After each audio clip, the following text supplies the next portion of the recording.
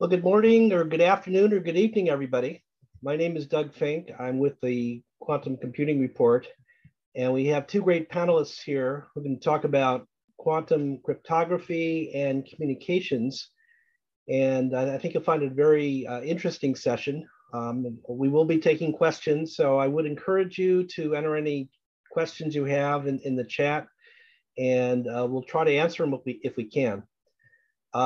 But I'll start and have each panelist introduce themselves, and we'll start with Dustin Moody, who's from the US National Institute of Standards and Technology. And Dustin, maybe you could say a few words about yourself and what you're working on. Sure, thanks, Doug. So like he said, I work at NIST. At NIST, there's many things that we do there, a lot of very interesting, cool science things, but where I'm involved is we do standards for cryptography for the federal government, which we know that those get picked up by industry and other organizations around the world. And my background is in mathematics. I have a PhD there and I do research, but right now the main project that I'm focusing on at NIST is what's called our post-quantum cryptography standardization project. So that's a project that's been going for a few years. The threat is, of course, that if there's a large-scale quantum computer, it would be able to break some of the crypto systems that we use today.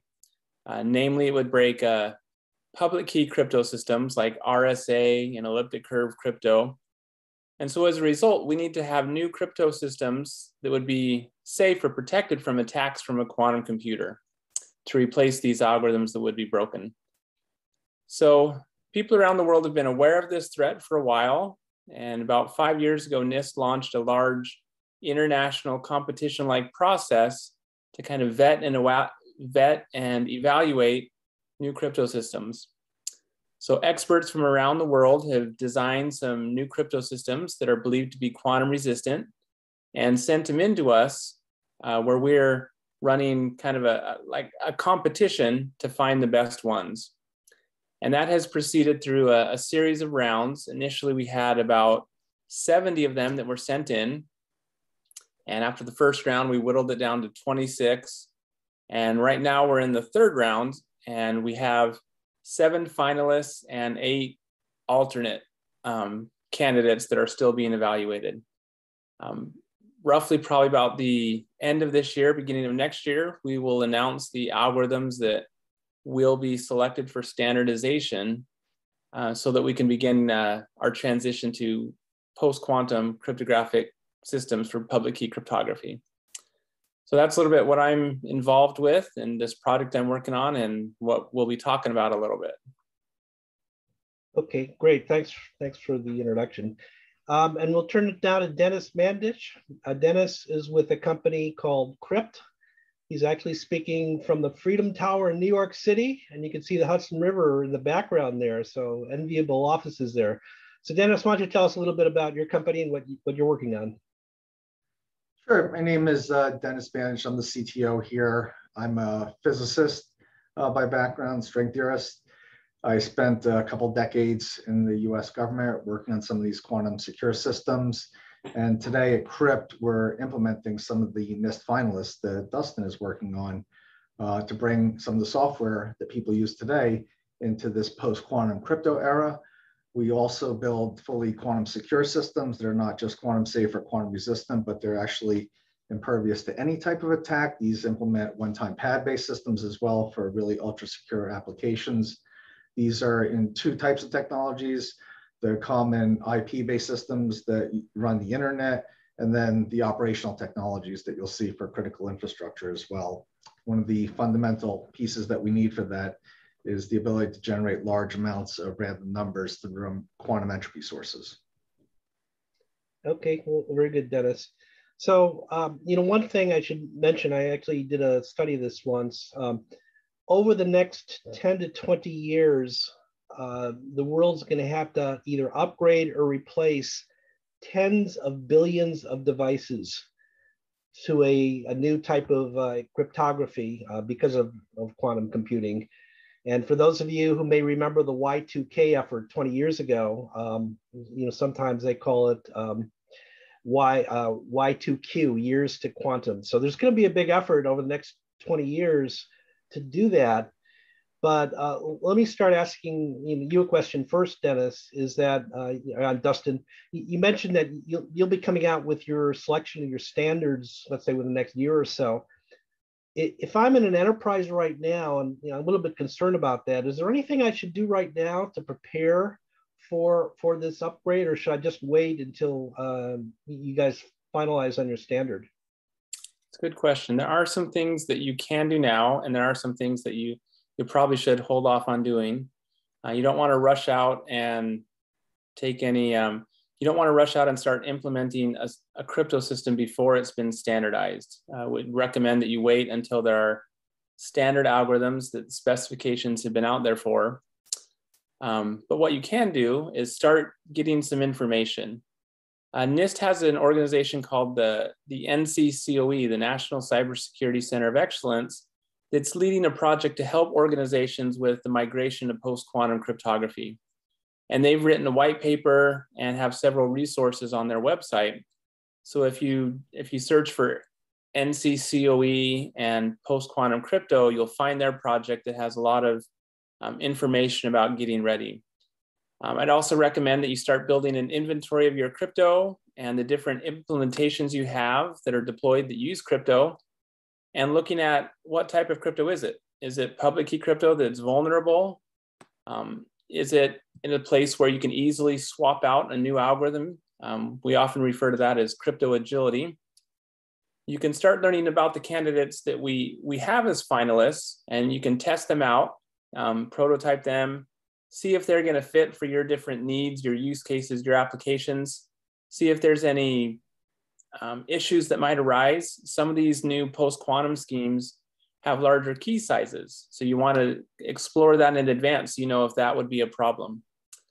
But mainly you'd want to just ensure that as you start planning, knowing that a transition is coming up, that you are ensuring crypto agility and support for new algorithms, because you're going to have this transition coming up, and make sure that your organization is aware of the quantum threat and you're taking steps so that you'll be ready for it. Okay, great. Denis, you want to add anything to that? Yeah, I think just the earlier that you start experimenting and prototyping, the better, because as Dustin mentioned, simple issues like massively larger key sizes in some of the algorithms will affect performance and infrastructure. You may not have the systems today that will support it. You should have an idea of what that will look like in the future, because it's not a light switch. It's not like we will transition to PQC one day. That happens 2 years from now. It'll be a phased process the way it was the existing systems that we use today. Okay, great. So I have a follow-up question on sort of your process, your whole stuff that you're working on, Dustin. I've heard you mention in the past that in your selection process, you're actually going to select like multiple, maybe 2 or 3 types of algorithms for like each type of encryption or each type of use case. Could you sort of explain, why you're going to go for multiple algorithms? Maybe it's only a couple, 2 or 3, but why are you doing that instead of just one? Yeah. So NIST has done some of these crypto competitions in the past. Long time ago, we did AES, and more recently, we did the SHA-3 competition, and each of those did have one algorithm that was selected and standardized. This post-quantum crypto standardization project will be different, like you noted. We expect to have a few different algorithms, and let me explain why. First, there's 2 different public key crypto systems, crypto functionalities that we have standardized in regards to public key crypto. First is public key encryption or public key establishment, and then a second are digital signatures. So there's 2 different functionalities that we're looking for, and we need to have different algorithms for each one of them. Now, for each one of them, we expect to have more than one as well. So for encryption, a lot of these algorithms that are being looked at, this is still a fairly active research field, and we've been vetting them for a number of years, but we don't want to put all of our security eggs in one basket. Some of the most promising ones that we're looking at are based on what are called lattices. Well, it could be some, research breakthrough comes out in a few years that has some new unexpected attack and would mean that we would need to switch to something else. We want to have more than one crypto system standardized in case that happens. Another reason is that some of these post-quantum systems, their performance profile is a little bit higher than we're used to right now. They have larger keys. Some of them have different efficiency things, like maybe their key generation time is a little bit longer. Some of them have very large public keys, but small ciphertexts. Some of them have small public keys, but large signatures. So depending on your use case, maybe one of these algorithms would be better suited for what you're looking for. Maybe you need a really small signature. Well, there's a post-quantum algorithm that has that. But another use case might need a small public key, or maybe just a balanced public key and signature size. So both for performance reasons and for security reasons, we will standardize probably 2 or 3 algorithms for encryption as well as for digital signatures. Okay, great. And let me ask you a question, Denis.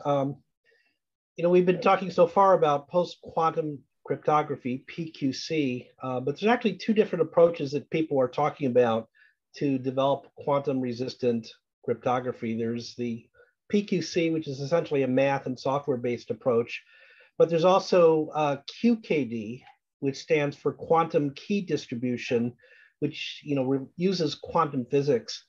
And Denis, maybe you could explain perhaps your views in terms of where each of those techniques might be applicable, more applicable than the other. Sure, and full disclosure, I'm a physicist, so in physics we trust. QKD is a great solution that actually has 2 modes of operation. One is that we can distribute AES keys, effectively reach the level of quantum resistance or quantum safety with it, or they're robust enough today to actually distribute one-time pads, and if they're used for that, they're actually quantum secure. PQC and QKD have different use cases. QKD is now distance limited in a trusted node network model where you have a single unbroken piece of fiber connecting 2 endpoints where you can simultaneously generate all the key material that you need. So that's great for maybe critical infrastructure, for places where the military or the government might own the right-of-ways and the actual fiber that is used for these communications channels. But it's not good for communicating between Europe and the United States for banking or something like that right now, because we don't have quantum memory, we don't have quantum repeaters. But there's plenty of places between data centers that it could be used today and bring a different level of security with a different framework around it than PQC, which is more like the Swiss Army knife for all the applications that we use today, messaging, file transfer, and so on. Okay, thanks.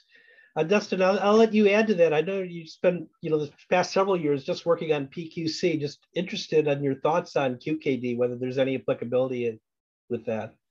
Yeah, I agree with what Denis said. They have different use cases.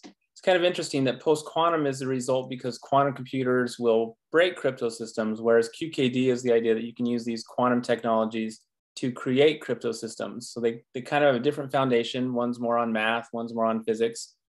But like Denis said, the use case for a QKD is probably more for more high-end, secure, government, military, that kind of thing.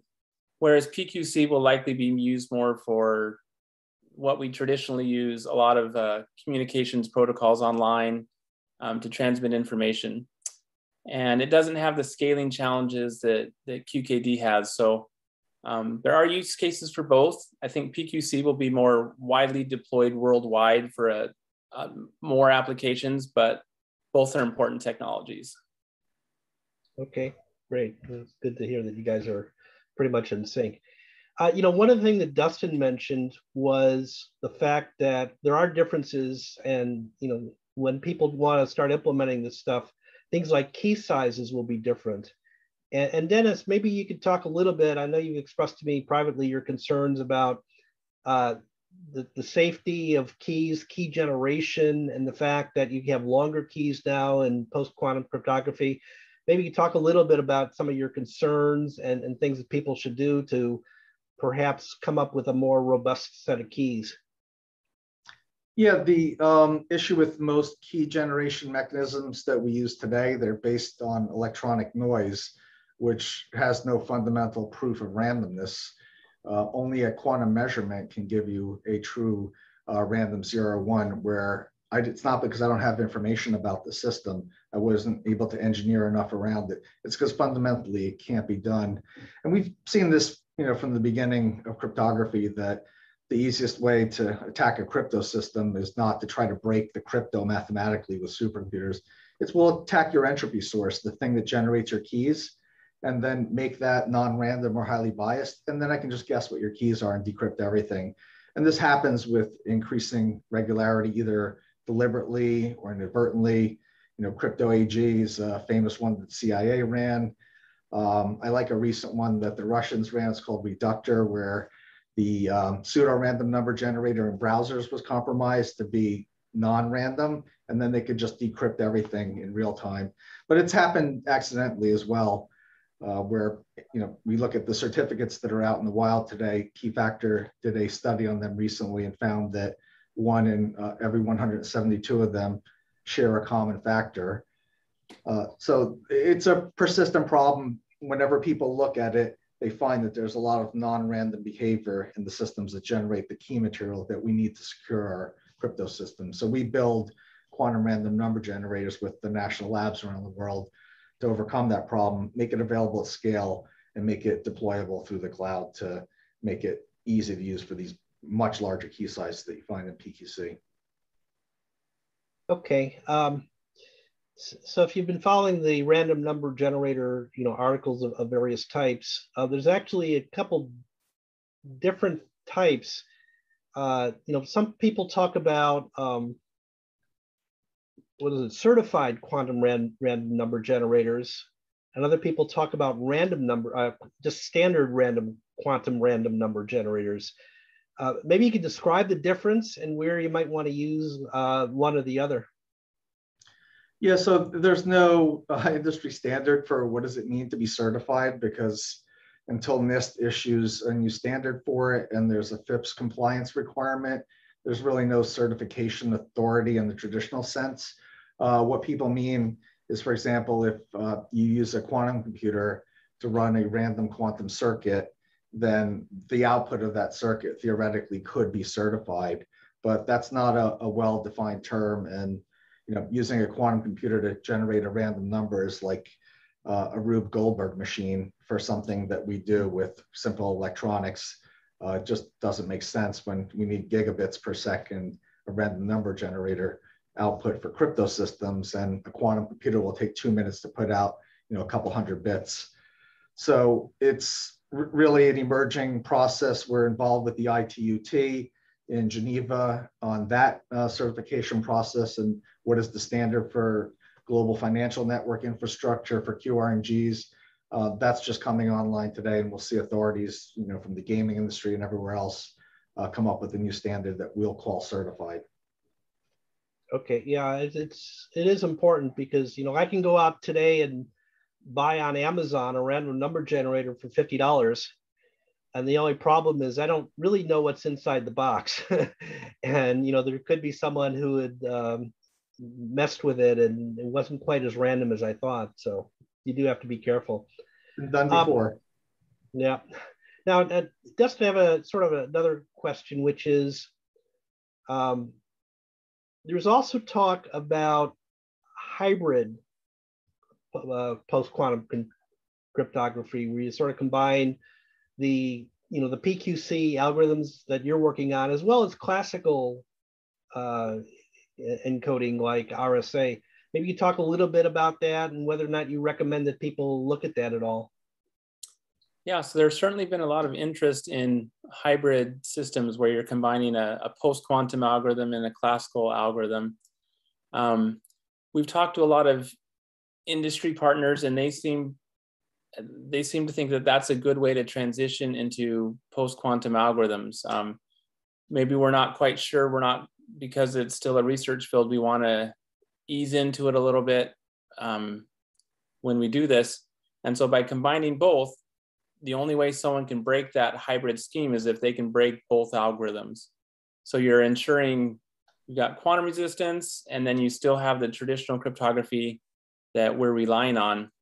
To us at NIST, that makes sense as a way to transition into post-quantum schemes. We don't think that'll be a long-term solution, but in the first few years, that certainly might be a good idea. We updated one of our standards, SP 856C, to allow you to do that for key establishment in a way that you can still get FIPS validation.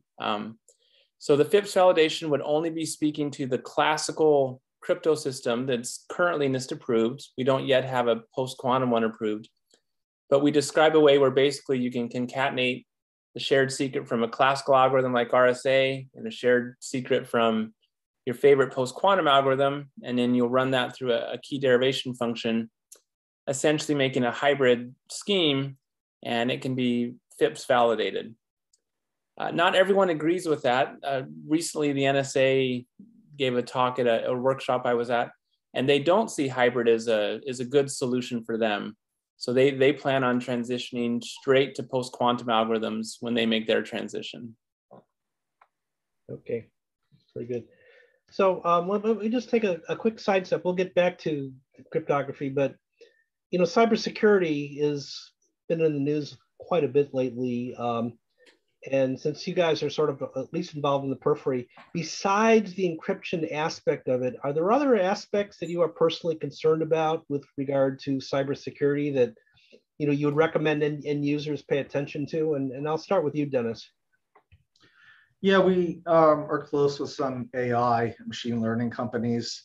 And one of the issues that when looking for errors in whether it's random number generation or the software implementation of algorithms, looking for those flaws was largely a manual process before with regular computers.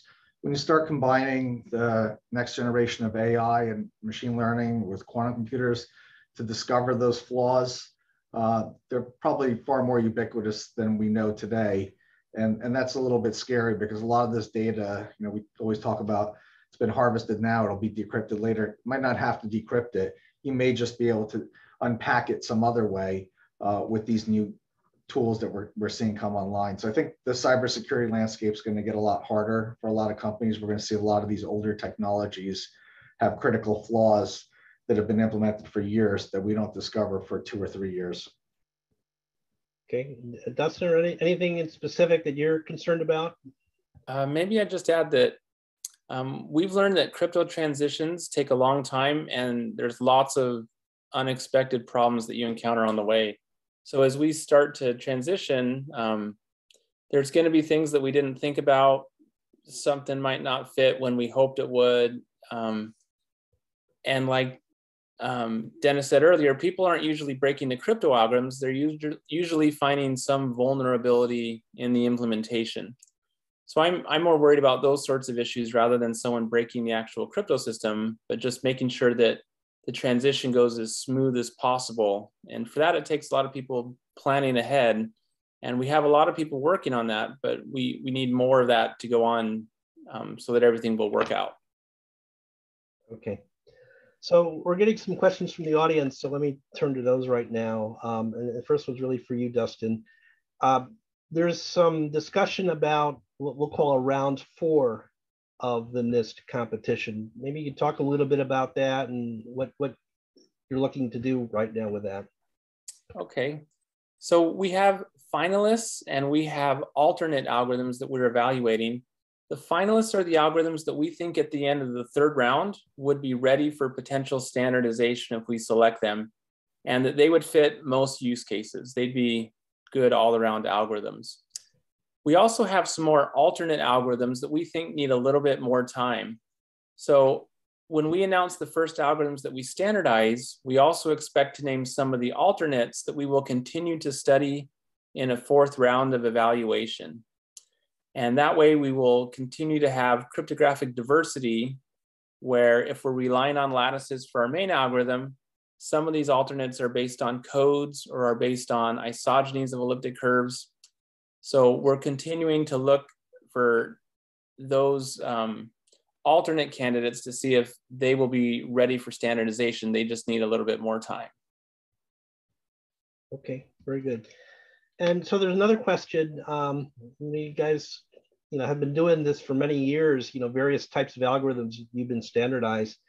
And have you given any thoughts to, after you complete this, post PQC program, whether or not you would, what your next project will be, whether it will be QKD or anything else?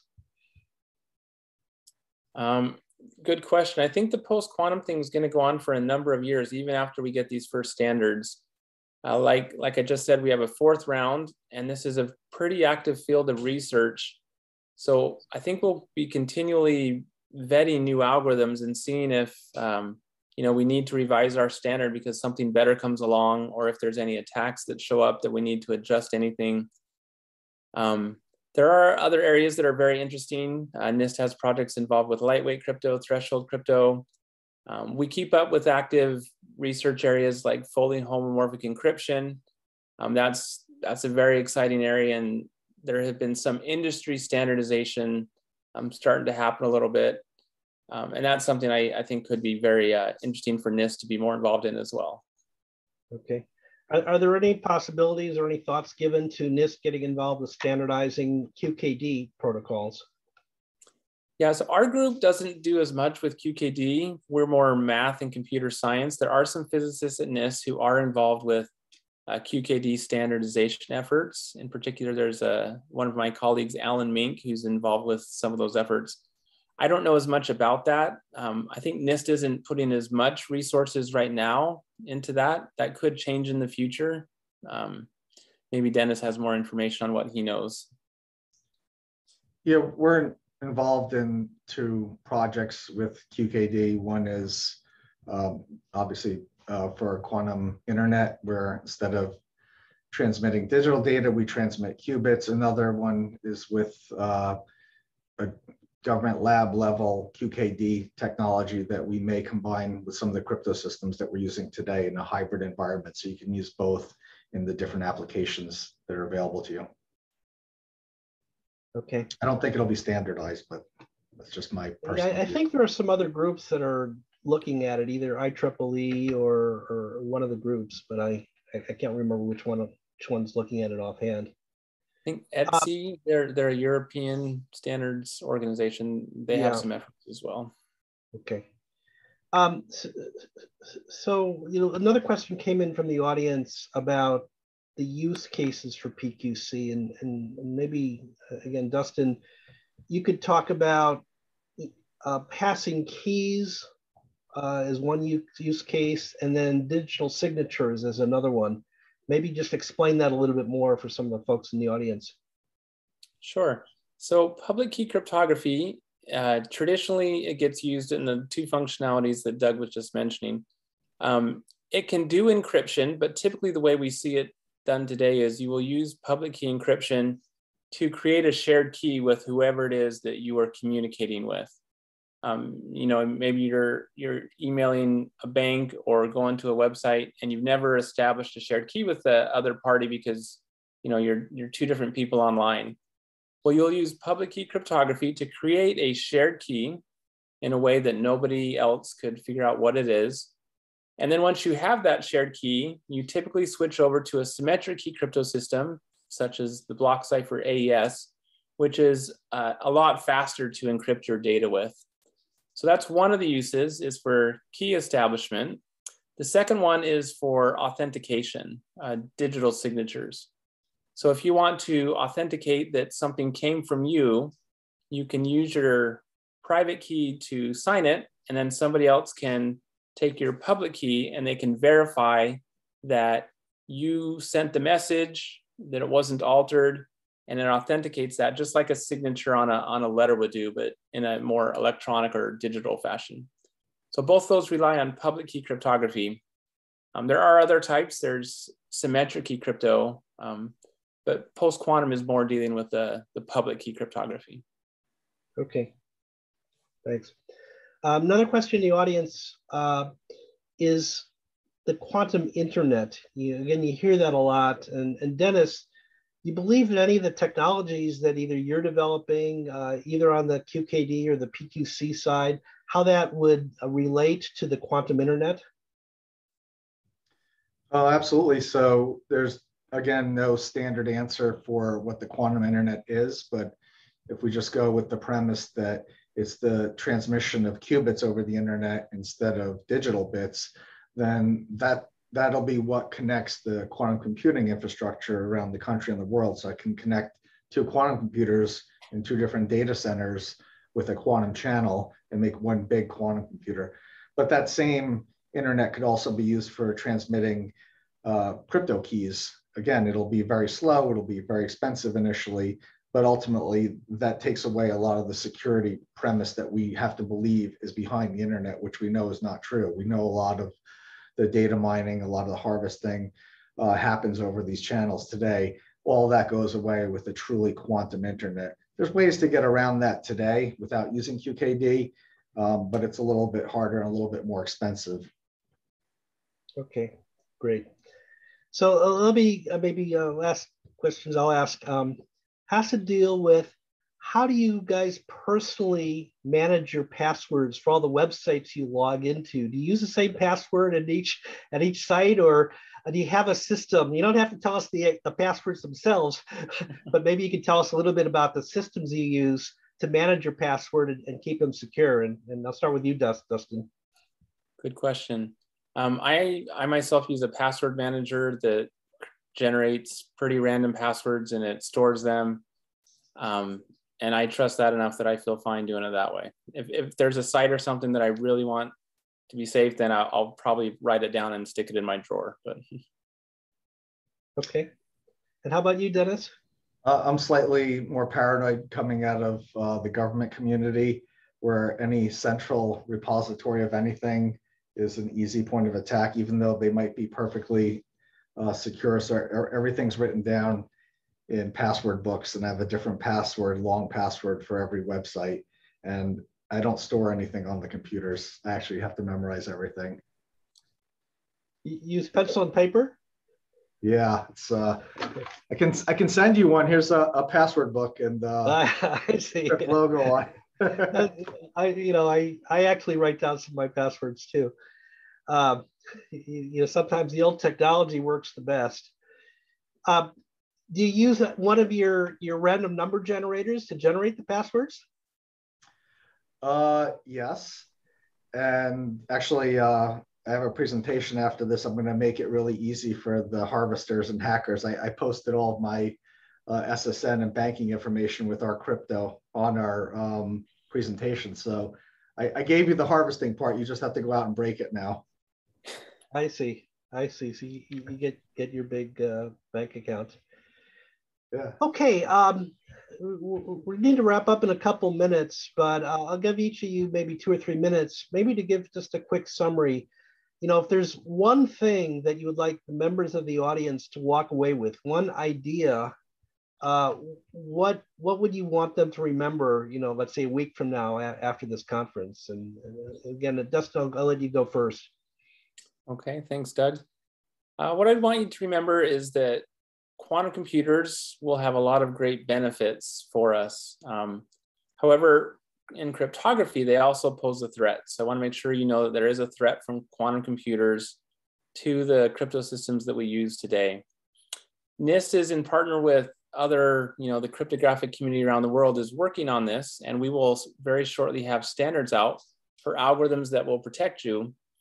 But you need to do some steps on your part to become aware of the threat and to start preparing to transition to these algorithms.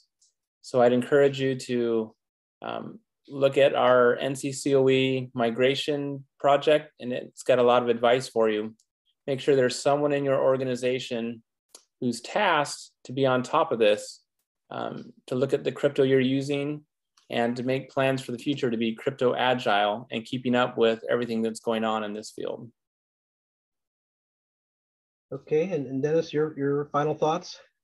Yeah, so for that same paper that Dustin has done over there, we've done one at the Quantum Economic Development Consortium. It's just getting finished up for the same task, how to prepare, how to be crypto agile. I'll just caution that security is a moving target, and these cyber systems that we're using today will always evolve, and you have to be continuously within that flow, that state of flux, and not stagnant. And quantum is something we've not dealt with before.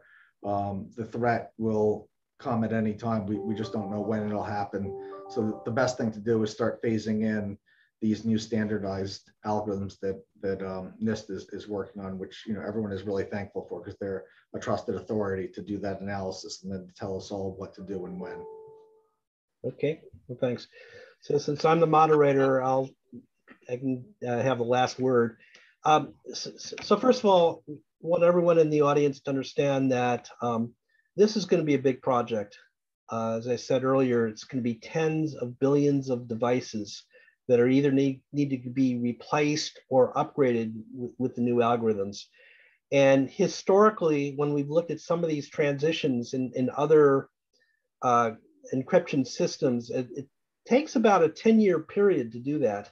So, the concern is there's a sort of a famous formula from a researcher in Canada, Michaela Mosca, which says that if you look at the data that you have right now, and it has a long shelf life, could have a shelf life of 10 years, and then you add to it the fact that it's going to take you 10 more years to convert your systems, you could be running into a time when you will have data that's at risk when these very large quantum computers are available. So as the panelists were saying earlier, it really is pretty important to think about this, and you have to time it carefully. You don't want to be premature. You don't want to necessarily jump immediately to an algorithm and then find out that NIST decided not to select that algorithm. But you do want to be prepared, testing out the algorithms, those types of things. But at the same time, you also want to think about an attack that some bad guys use called harvest now, decrypt later, that there could be people who are taking your data, which you're sending right now over the lines using RSA encryption, and they're just storing it on a hard drive. And even though they can't break it, they may say, well, we're going to save it for 15 years on a hard drive. And when these large quantum computers are available, we'll buy one, and that could be a problem. Now, that is only an issue for data that is, number one, very important, and number two, has what I would call a long shelf life. So examples I would give, for example, would be health data. The health data for someone, could still be very, very valid 15 years from now. And it could be very important too. So, what I would recommend for the members of the audience is just think about that. Read that NCCOE paper that, Dustin and Denis were talking about. And at the same time, put together your plans so that over the next several years, you very step-by-step implement, quantum resistant technologies. And then the final thought I would also say is, at the same time, never believe that if you do that, that you will make yourself safe from all cybersecurity problems. There's lots of cybersecurity problems, things like phishing attacks, physical access to your site, those types of things, which are just as important, and quantum's not going to solve those. So cybersecurity is getting more and more important. And just look at all aspects. Crypto is very important, but look at all the aspects. And with that, I think we have a great session. I thank the panelists, and I'll turn it back to the quantum tech people, and they can move on to the next session. Thank you. Thank you.